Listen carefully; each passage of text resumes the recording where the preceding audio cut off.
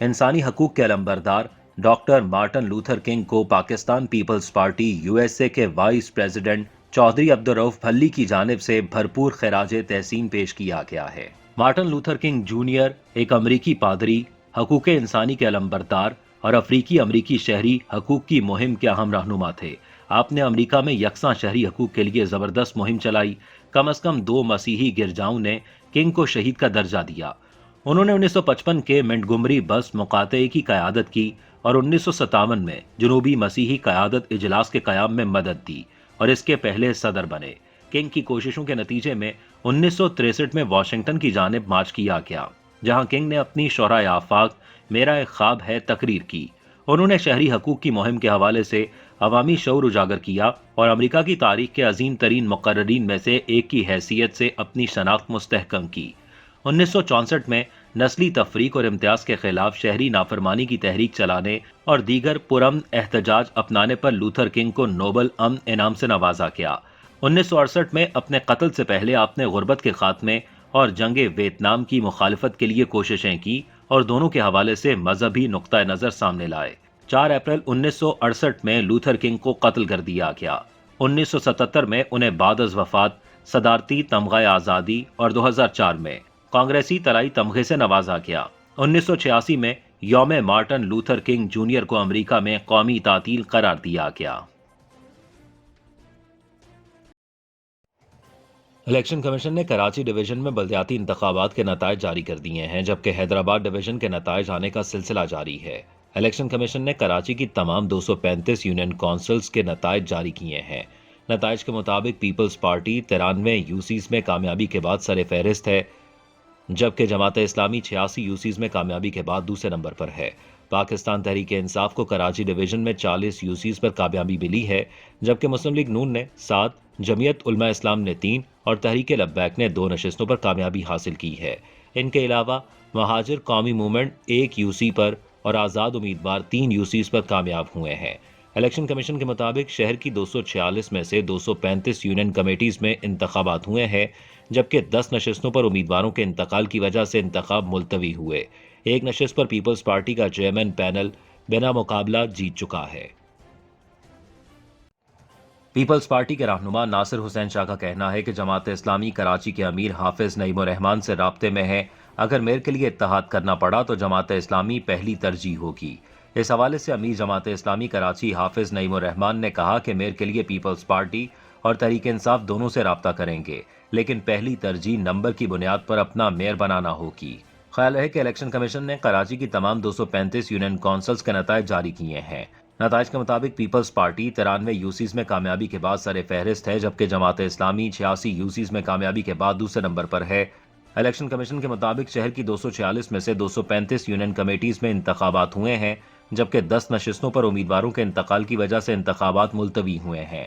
ایک نشست پر Peoples party کا چیئرمین پینل بلا مقابلہ جیت چکا ہے۔ کیا آپ کو اپنے شہر یا علاقے کا موسم بہت سرد محسوس ہوتا ہے؟ تو یہ جان لیں کہ دنیا کے سرد ترین شہر کے مقابلے میں یہ سردی کچھ بھی نہیں ہے۔ جی ہاں، دنیا کے سرد ترین شہر میں درجہ حرارت -50 ڈگری سینٹی گریڈ تک گر گیا ہے۔ روس کے خطے سائبیریا میں واقع شہر یاکوتسک کو دنیا کے چند سرد ترین مقامات میں سے ایک قرار دیا جاتا ہے اور انسانی آبادی کے لحاظ سے دنیا کا سرد ترین شہر ہے۔ وہاں اس ہفتے درجہ حرارت -50 ڈگری سینٹی گریڈ تک چلا گیا ہے، جس کی وجہ غیر معمولی طویل سرد لہر ہے۔ در حقیقت مقامی محکمہ موسمیات نے خبردار کیا ہے کہ درجہ حرارت -62 ڈگری سینٹی گریڈ تک بھی ریکارڈ کیا جا سکتا ہے۔ ماسکو کے مشرق میں 5000 کلومیٹر دور واقع اس شہر میں اکثر درجہ حرارت -40 ڈگری سینٹی گریڈ سے نیچے چلا جاتا ہے۔ وہاں کے رہائشیوں کو خود کو گرم رکھنے کے لیے بہت زیادہ احتیاطی تدابیر پر عمل کرنا پڑتا ہے۔ ایک رہائشی کے مطابق آپ موسم سے لڑ نہیں سکتے، آپ کو تو یا اس کے مطابق لباس پہننا ہوتا ہے یا پھر منفی اثرات کا سامنا کرنا ہوتا ہے۔ 2018 میں اس شہر میں موسم اتنا سرد ہو گیا تھا کہ کچھ رہائشیوں کے مطابق ان کی پلکیں بھی منجمد ہو گئی تھیں۔ اس شہر کی آبادی 10 لاکھ کے قریب ہے اور وہاں کی سردیاں بہت شدید ہوتی ہیں، یہاں تک کہ روس جیسے سرد ملک کے لحاظ سے بھی موسم سرما کی شدت بہت زیادہ ہوتی ہے۔ اس شہر میں سب سے کم درجہ حرارت فروری 1987 میں -65 ڈگری سینٹی گریڈ ریکارڈ کیا گیا تھا، یہاں اتنی سردی ہوتی ہے کہ کسی عمارت یا قبر کے لیے کھدائی کرنا بھی بہت مشکل ثابت ہوتا ہے، جبکہ سرد موسم میں یہاں سے طیارے بھی نہیں گزر سکتے یا فصلیں اگانا ممکن نہیں۔ جب سے سال 2023 کا سورج چڑھا، لگتا ہے کہ پاکستان پر ڈالروں کی بارش شروع ہو گئی ہے، لیکن ساتھ ہی ایک انجانا خوف بھی ہے کہ ڈالر آئیں گے بھی یا نہیں۔ اس لیے سہمے ہوئے دل کے ساتھ یہ دعا بھی نکلتی ہے کہ اعلانات حقیقت میں بدل جائیں۔ بری طرح معاشی مشکلات کی دلدل میں پھنسے لوگوں کو نہ ڈالر ملیں گے اور نہ ہی انہیں ان سے کوئی سروکار ہے۔ البتہ ان کے آنے سے غریب کی دشواریوں میں قدرے کمی کی فقط توقع ہے۔ رواں ہفتے جنیوا میں عالمی ماحولیاتی کانفرنس میں پاکستان نے اپنا مقدمہ پیش کیا کہ ملک میں سیلاب سے ہونے والی تباہ کاریوں کے بعد بحالی اور تعمیر نو کے کاموں کے لیے 16 ارب ڈالر درکار ہیں، جن میں سے نصف پاکستان اپنے وسائل سے خرچ کرنے کا ارادہ رکھتا ہے، جبکہ باقی رقم کے لیے بین الاقوامی برادری سے تعاون کے لیے کہا گیا۔ یہ بھرپور مقدمے کا اثر تھا کہ دنیا کو پاکستان کی مشکلات کا ادراک پاکستان کے دوست ممالک اور مالیاتی اداروں کی طرف سے آئندہ 3 سالوں میں 9 ارب ڈالر سے زائد دینے کے اعلانات کر دیے گئے، لیکن تاحال حکومت کی طرف سے یہ نہیں بتایا گیا کہ یہ پیسہ آئے گا کس طرح، پیسے ہی آئیں گے یا ان کے عوض ضروری امدادی سامان بھی آئے گا۔ کیا یہ تمام رقم امداد ہے یا اس میں کچھ قرض ہے، اور اگر ہے تو اس کی شرائط کیا ہے؟ سوالات بہت ہیں لیکن جوابات ابھی نہیں ہیں، لیکن حکومت کے عہدیدار پرجوش ضرور ہیں اور ہلکا ہلکا جشن بھی منا رہے ہیں۔ جنیوا کانفرنس میں کیے گئے اعلانات تک ہی بات نہ رکی، بلکہ سعودی عرب کے ولی عہد اور وزیر اعظم شہزادہ محمد بن سلمان نے پاکستان میں سرمایہ کاری 10 ارب ڈالر تک بڑھانے کے لیے جائزہ لینے کی ہدایت کی ہے، جبکہ پاکستان کے مرکزی بینک میں سعودی عرب کی طرف سے بطور ڈپازٹ رکھی گئی رقم کو بھی 5 ارب ڈالر تک بڑھانے کے لیے غور کرنے کا کہا ہے۔ ادھر متحدہ عرب امارات نے پاکستان کو دیے گئے 2 ارب ڈالر کے قرض کی واپسی کی مدت میں توسیع کرنے کے ساتھ ساتھ 1 ارب ڈالر مزید قرض دینے کا اعلان کر دیا ہے۔ ان تمام تر اعلانات کے باوجود پاکستان کی نظریں عالمی مالیاتی فنڈ IMF پر لگی ہوئی ہیں اور بات چیت بھی جاری ہے تاکہ IMF قرض کی آئندہ قسط جلد مل سکے۔ واضح رہے کہ IMF سے قرض کا حصول کچھ شرائط ہی کے ساتھ ممکن ہوتا ہے۔ عالمی مالیاتی ادارے پیسے تو دیتے ہیں لیکن اصلاحات کا بھی کہتے ہیں، اور اگر ضروری معاشی اصلاحات نہ ہوں تو پھر مشکلات بڑھتی ہیں، کم نہیں ہوتی۔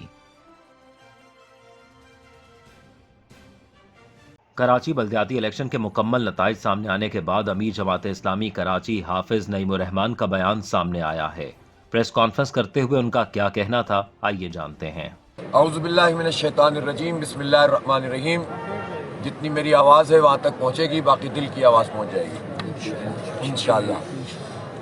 اللہ تعالیٰ آپ لوگوں کو جزائے خیر دے، میرے نوجوان کارکنوں کو، حوصلہ مند سپاہیوں کو جنہوں نے ڈٹ کر مقابلہ کیا، جد و جہد کی، اور لیاری جس کے بارے میں وہ یہ لکھ کر بیٹھے ہوتے ہیں کہ یہ گڑھ ہے پیپلز پارٹی کا، اس گڑھ میں ان کو ایک ٹف ٹائم دیا۔ ٹف ٹائم دینے کے نتیجے میں انہیں ایکسٹرا انتظامات کرنے پڑے، زیادہ مشینری لگانی پڑی، ROs کا انتظام کرنا پڑا، پولیس کو استعمال کرنا پڑا، ٹھپوں کا زیادہ اہتمام کرنا پڑا، اور پھر پوری قوت لگانی پڑی۔ میں سب سے پہلے تو آپ کو اسی کامیابی پہ مبارکباد دیتا ہوں کہ آپ نے پیپلز پارٹی کی بہت بڑی توجہ لیاری کی جانب مبذول کرا دی، جہاں وہ کسی چیز کو کھاتے میں ہی نہیں لاتے تھے۔ دوسری بات یہ ہے کہ آپ نے رابطہ عوام کیا، آپ نے لوگوں کو اپنی جانب ان کی توجہ مبذول کی، آپ نے بلوچوں کو متاثر کیا، آپ نے کچھیوں کو متاثر کیا، اور ایسی فضا میں جہاں پر تقسیم ہوتی ہے، جہاں پر لوگ نفرتیں کرتے ہیں، وہاں محبت کے چراغ جلائے۔ یہاں پر نیازیوں کو آپ نے متاثر کیا۔ بڑی تعداد میں ہمیں یونین کمیٹیوں میں فضل الرحمان بھائی کو بھی اور دریاباد میں بھی ہمیں بہت بڑے پیمانے پہ ووٹ ملے، تو یہ ووٹ بھی امانت ہیں آئندہ کی جد و جہد کے حوالے سے۔ ہم فائٹ کریں گے کہ مجموعی طور پر جو کچھ بھی دھاندلی ہوئی ہے، جس کی نشاندہی ہم نے الیکشن کمیشن میں کی ہے، اس کا ازالہ الیکشن کمیشن کرے۔ لیکن میں آپ سے یہ کہتا ہوں کہ اس پوری تحریک کو آگے بڑھانے کی ضرورت ہے، اس تحریک میں نیا خون مزید شامل کرنے کی ضرورت ہے۔ ابھی بہت سی منزلیں باقی ہیں۔ انشاءاللہ تعالی جماعت اسلامی کا میئر اس شہر میں آئے گا، اور انشاءاللہ تعالی جماعت اسلامی اس شہر میں، اس سے اللہ تعالیٰ نے نمبر 1 پوزیشن دی انتخابات میں، جبکہ اس انتخابات کے حوالے سے کتنی سازشیں ہوئیں، کتنا یہاں پر دھاندلی کا انتظام ہوا، پری پول ریگنگ اپنی جگہ، ڈیورنگ پول ریگنگ اپنی جگہ، پوسٹ پول ریگنگ کا عمل اس وقت تک بھی جاری ہے، اور ہم ہر محاذ پر ڈٹ کر مقابلہ کر رہے ہیں۔ ابھی بھی ہماری وہ 8 UC ہے جن کا فارم 11 ہمارے پاس موجود ہے، اس سارے طاقت کے زور کے باوجود وہ یوسیاں ہم جیت گئے، فارم 11 ہم نے لے لیا، ان کو پیپلز پارٹی کے کھاتے میں ڈال دیا گیا اور ہمارے کھاتے سے نکال لیا گیا۔ صرف انہی 8 کو اگر کریکٹ کر لیا جائے تو ہم ان کے نتیجے کے مطابق بھی نمبر 1 پارٹی ہے الحمدللہ۔ تو آپ لوگ حوصلہ رکھیں، نئے عزم سے ہمکنار ہوں، جد و جہد کو تیز تر کریں، آگے کا لائحہ عمل بھی ہم آپ کو انشاءاللہ تعالیٰ بتائیں گے۔ خود امیر جماعت اسلامی پاکستان آپ کو مبارکباد دینے کے لیے کل یا پرسوں میں خود تشریف لائیں گے، انشاءاللہ ہم یوم تشکر بھی منائیں گے اور ایک نئے عزم کا اظہار بھی کریں گے۔ آپ سب لوگوں کی یہاں پر تشریف آوری کا بہت بہت شکریہ، اور حوصلہ رکھیں، ہمت جوان رکھیں۔ اللہ نے سے یہ بھی ہم دعا کرتے ہیں کہ جتنی محنت، جتنا کام، جتنی آزمائشوں سے آپ گزرے، ڈٹ کر آپ نے مقابلہ کیا، آپ کے ایک ایک عمل کا انشاءاللہ تعالیٰ اللہ آپ کو بھرپور اجر عطا فرمائے گا، بھرپور اجر عطا فرما، اور ان لوگوں کے پائے استقامت میں لغزش نہ آنے پائے، ہماری قوت میں اضافہ فرما، ہماری طاقت میں اضافہ فرما، ہمارے حوصلوں کو نئے عزم سے ہمکنار فرما، اور یا اللہ ہمیں کامیابی سے نواز لے، یا اللہ ہم پر اپنا رحم فرما۔ صلی اللہ تعالی علی خیر خلقہ محمد وآلہ وسلم۔ نیو یارک میں برفانی طوفان، مجسمہ آزادی یخ بستہ ہواؤں کا تنہا سامنا کرنے پر مجبور، سیاح ساتھ چھوڑ گئے۔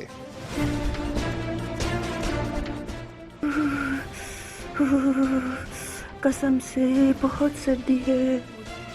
لاہوری چلی پر آئیں، سردیوں کے کھابے کھائیں۔ فرائی فش، گرما گرم پائے، haleem, chicken corn soup, biryani, nihari, mutton pulao, ٹکے، کباب، گاجر کا حلوہ، کشمیری چائے۔ 1026 Coney Island Avenue, Brooklyn, New York, 7188591400۔ قسم سے بہت سردی ہے۔ لاہوری چلی پر آئیں، سردیوں کے کھابے کھائیں۔